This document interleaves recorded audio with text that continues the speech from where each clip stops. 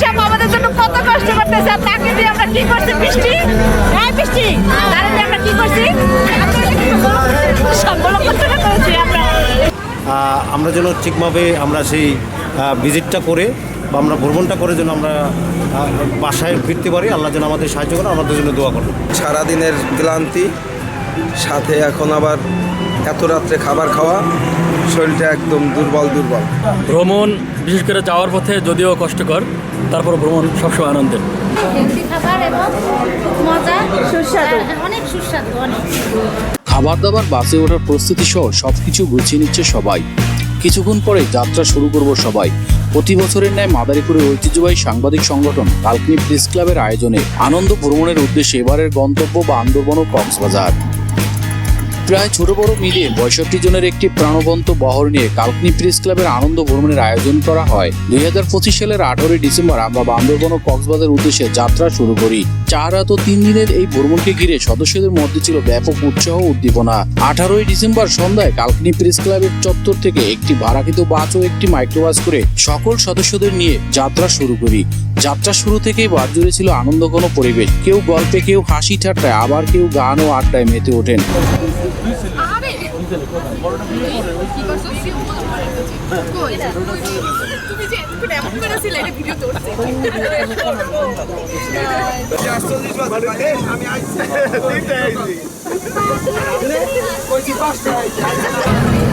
ভাই আপনার কোনো পাত্তাই দিল না।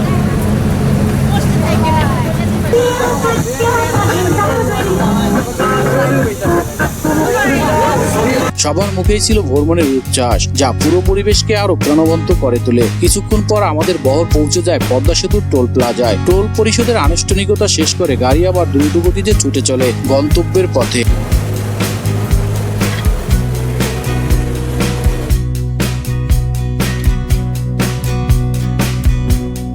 আধুনিক মহাসড়ক পদ্মা সেতু পেরিয়ে এগিয়ে চলার সেই অনুভূতি যেন সবার মনে নতুন এক রোমাঞ্চের জন্ম দেয়। এভাবে আনন্দ, উচ্ছ্বাস ও নতুন অভিজ্ঞতার প্রত্যাশা নিয়ে আমাদের ভ্রমণের প্রথম পর্ব শুরু হয়।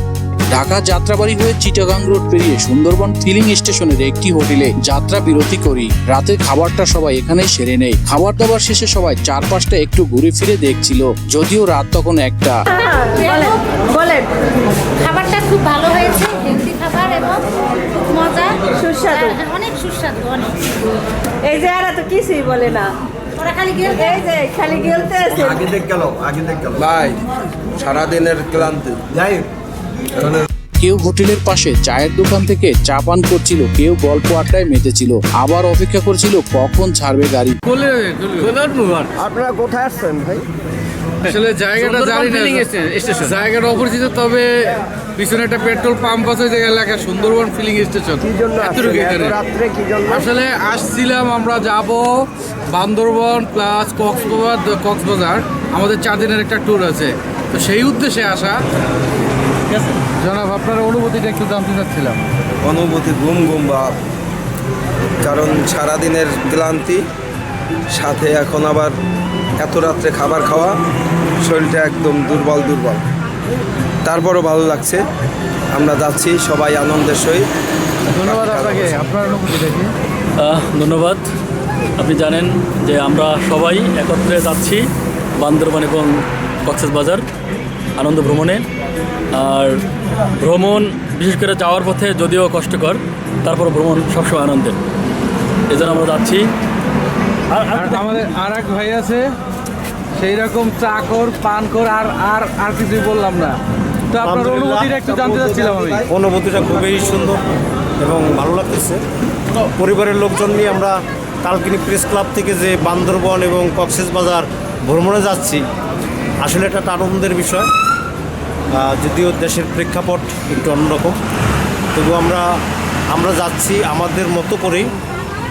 আমরা যেন ঠিকভাবে আমরা সেই ভিজিটটা করে বা আমরা ভ্রমণটা করে যেন আমরা বাসায় ফিরতে পারি। আল্লাহ যেন আমাদের সাহায্য করে, আমাদের জন্য দোয়া করুন। সোশ্যাল মিডিয়ায়, আমরা সোশ্যাল মিডিয়ায় এমনি সারাদিন থাকি, সমস্যা নেই।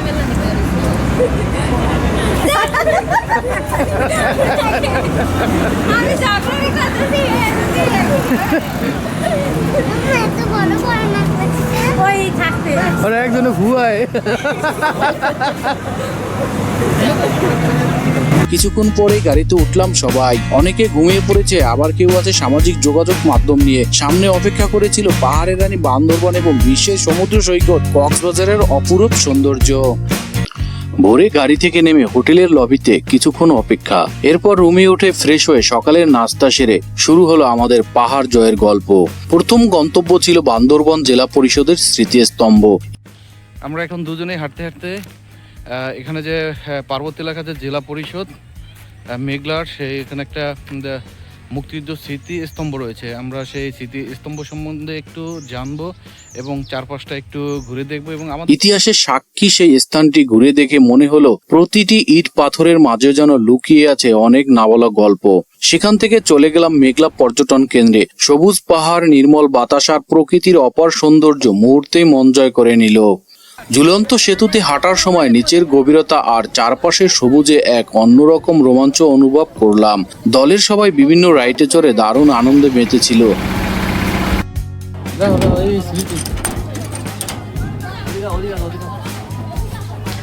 আর হবে দুইজন দেখো ধরো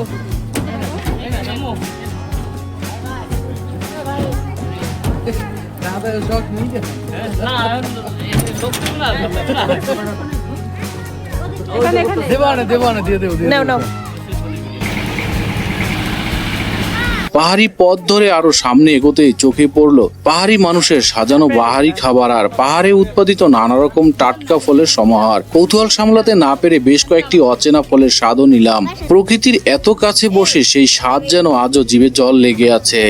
সবশেষে উঠলাম বান্দরবনের মেঘলা পর্যটন কেন্দ্রের উঁচু চূড়ায়।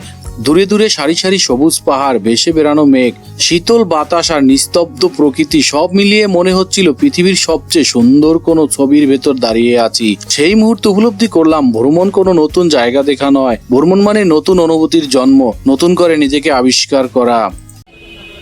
সেদিনের ঘোরাঘুরি শেষে বিকালে হোটেলে ফিরে বিশ্রাম নিলাম, কিন্তু বান্দরবনের সৌন্দর্য যেন আমাদের মনকে আরো বেশি টানছিল। তাই পরদিন ভোরেই আবার বেরিয়ে পড়লাম প্রকৃতির অপার সৌন্দর্যের খোঁজে। সকালের নাস্তা শেষ করে আমরা চাঁদের গাড়ি ভাড়া করলাম। পরিকল্পনা ছিল বান্দরবন শহর পেরিয়ে শৈলপ্রপাত, চিম্বুক পাহাড়, নীলগিরি ও নীলাচলের মনোমুগ্ধকর সৌন্দর্য উপভোগ করার। তবে হাতে সময় কম থাকায় সিদ্ধান্ত নিলাম প্রথমেই মেঘের রাজ্য নীলগিরিতে, ফেরার পথে দেখব চিম্বুক পাহাড়, শৈলপ্রপাত ও নীলাচল। নীলগিরির পথে যাত্রা শুরু হতেই মনে হলো যেন প্রকৃতি তার সেরা রূপ আমাদের সামনে মেলে ধরেছে। আঁকাবাঁকা পাহাড়ি সড়কের দুই পাশে সবুজে মোড়ানো পাহাড়, দূরে ভেসে বেড়ানো সাদা মেঘ আর মিলনছড়ির অপরূপ সৌন্দর্য চোখ জুড়িয়ে দিল। প্রতিটি বাঘ যেন নতুন একটি দৃশ্যের জন্ম দিচ্ছিল আর প্রতিটি মুহূর্ত ক্যামেরাবন্দি করার মতো। পাহাড়ি পথ যতই দুর্গম হোক, চাঁদের গাড়ির চালকদের দক্ষতা আর সাহস ছিল সত্যি প্রশংসনীয়। কখনো খাড়া উঁচু পথ, কখনো গভীর খাদ ঘেঁষে এড়িয়ে চলা। কিছু মুহূর্তে ভয় লাগলেও চারপাশের সৌন্দর্য সেই ভয়কে হার মানিয়েছিল। প্রতিবারই নতুন কোনো মনোমুগ্ধকর দৃশ্য চোখে পড়তেই মহান আল্লাহর দরবারে শুকরিয়া আদায় করেছি। মনে হচ্ছিল প্রকৃতি যেন তার অপার সৃষ্টি শৈলীর এক অনন্য নিদর্শন আমাদের সামনে তুলে ধরেছে। সেদিন উপলব্ধি করেছিলাম আমাদের বাংলাদেশ কতটা সুন্দর। পাহাড়, মেঘ, ঝর্ণা আর সবুজের এমন অপূর্ব মিলন যে নিজের চোখে না দেখলে বিশ্বাস করা কঠিন। বান্দরবনের পথে পথে চলতে চলতে মনে হচ্ছিল এ যেন শুধু একটি ভ্রমণ নয়, বরং প্রকৃতির সঙ্গে আত্মার এক গভীর সংযোগ। পাহাড়ি পথের প্রতিটি বাঁকে বাঁকে নতুন নতুন সৌন্দর্য দেখে বারবার মহান রবের দরবারে শুকরিয়া আদায় করেছি। মনে হচ্ছিল এত অপরূপ সৌন্দর্য কেবল তারই অসীম কুদরতের নিদর্শন। চারপাশে সবুজ পাহাড়, মেঘের ভেলা আর নির্মল বাতাস যেন বারবার মনে করিয়ে দিচ্ছিল আমাদের বাংলাদেশ সত্যিই এক অপরূপ সৌন্দর্যের লীলাভূমি। প্রকৃতির সেই মনোমুগ্ধকর রূপ উপভোগ করতে করতেই পৌঁছে গেলাম মেঘের রাজ্য নীলগিরিতে। সমুদ্র পৃষ্ঠ থেকে প্রায় 2200 ফুট উচ্চতায় অবস্থিত এই পর্যটন কেন্দ্র যেন পাহাড় প্রেমীদের জন্য এক স্বর্গরাজ্য। নীলগিরির প্রবেশদ্বারে পৌঁছে আমরা সবাই একত্রিত হলাম। এরপর ধীরে ধীরে গেট পেরিয়ে নীলগিরির চূড়ায় উঠে গেলাম। যদিও সেখানে পৌঁছাতে আমাদের কিছুটা দেরি হয়ে গিয়েছিল, তাই মেঘের বিশাল চাদর অনেকটাই দূরে সরে গিয়েছিল।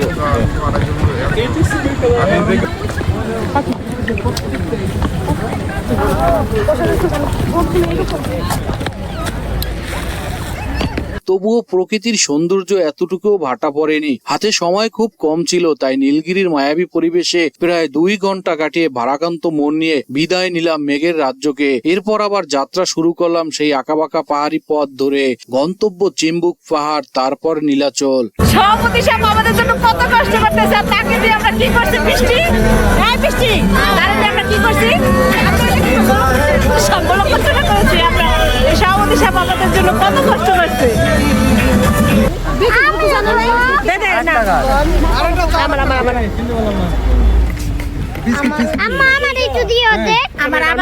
আবার একটু দে একটা কথা কই।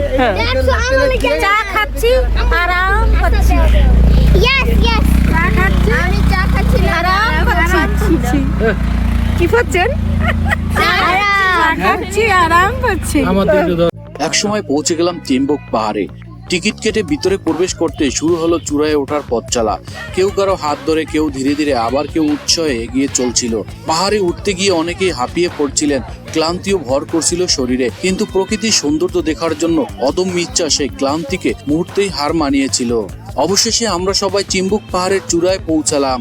উপরে উঠে যে দৃশ্য চোখে পড়লো তা ভাষায় প্রকাশ করা কঠিন। চারদিকে অসীম সবুজ পাহাড়ের সারি, দূরের নীল দিগন্ত আর শীতল বাতাস মনকে অন্য এক জগতে নিয়ে গেল। দেশের বিভিন্ন প্রান্ত থেকে আসা পর্যটকেরা নাচ গান আর আনন্দে মুখরিত ছিল পুরো পরিবেশ। মনে হচ্ছিল যত উপরে উঠছি ততই আনন্দের নতুন এক দিগন্ত উন্মোচিত হচ্ছে।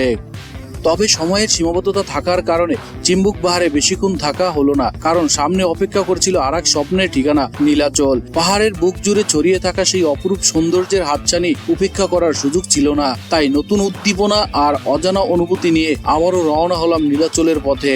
নীলাচল ছিল আমাদের হোটেল থেকে খুব কাছেই, কিন্তু সেখানে গিয়ে বুঝলাম এতক্ষণ যেন আমরা এর প্রকৃত সৌন্দর্য সম্পর্কে কিছুই জানতাম না। মনে হচ্ছিল যদি আগে জানতাম নীলাচলের এই অপার রূপের কথা, তাহলে হয়তো ভ্রমণের শুরুতেই এখানেই চলে আসতাম। নীলাচলের প্রবেশ পথ পেরিয়ে একটু সামনে এগোতেই কানে ভেসে এলো এক দৃষ্টি প্রতিবন্ধী শিল্পীর সুমধুর কণ্ঠ। তার গানের সুরে পুরো পরিবেশ যেন আরো প্রাণবন্ত হয়ে উঠছিল। কিছুক্ষণ দাঁড়িয়ে মন ভরে গান শুনলাম। সেই মুগ্ধকর মুহূর্তকে স্মৃতির পাতায় ধরে রাখতে মোবাইলে ভিডিও ধারণ করতেও ভুল করিনি।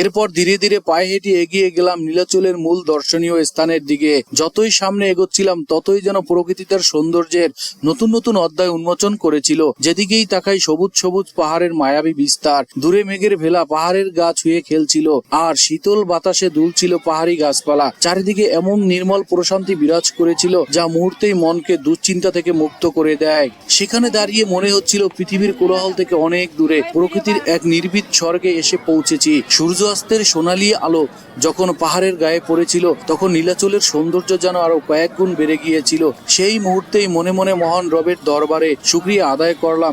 এত সুন্দর একটি দেশ, এত অপূর্ব একটি প্রকৃতি নিজের চোখে দেখার সৌভাগ্য তিনি আমাকে দিয়েছেন। নীলাচলে কাটানো সেই সময়টুকু ছিল আমাদের পুরো বান্দরবন ভ্রমণের অন্যতম সেরা অধ্যায়। আজও সেই পাহাড়, সেই মেঘ, সেই বাতাস আর সেই সুরেলা গানের স্মৃতি মনে পড়লে হৃদয় এক অভূত প্রশান্তিতে ভরে ওঠে।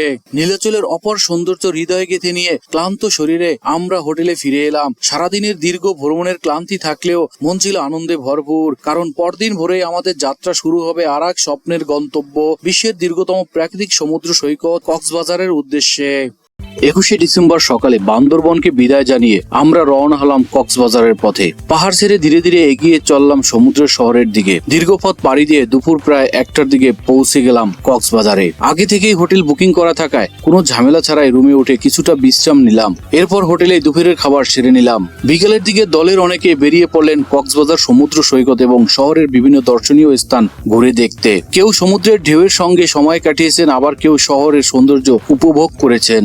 সারাদিনের আনন্দ শেষে রাতে সবাই একসঙ্গে রাতের খাবার খেয়ে ঘুমিয়ে গেলাম, কারণ পরদিন অপেক্ষা করেছিল বহু প্রতীক্ষিত সেই মুহূর্ত, পৃথিবীর দীর্ঘতম সমুদ্র সৈকতকে কাছ থেকে দেখার অভিজ্ঞতা। পরদিন সকালে আমরা রওনা হলাম ইনানি সমুদ্র সৈকতের দিকে। যতই সমুদ্রের কাছে এগিয়ে যাচ্ছিলাম ততই বুকের ভেতর এক অন্যরকম উত্তেজনা কাজ করছিল।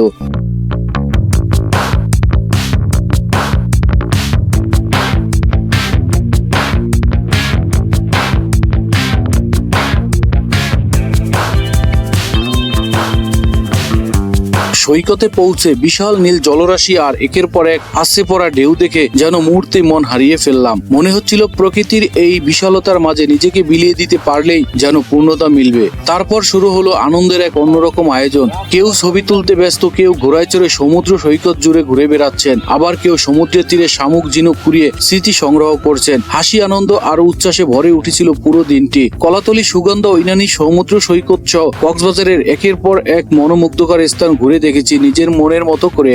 সেই দিনটি ছিল আমাদের পুরো ভ্রমণের অন্যতম সেরা অধ্যায়। পাহাড়ের সৌন্দর্যের পর সমুদ্রের অসীম বিস্তৃত যেন প্রকৃতির আরেক অনন্য রূপের সঙ্গে পরিচয় করিয়ে দিয়েছিল।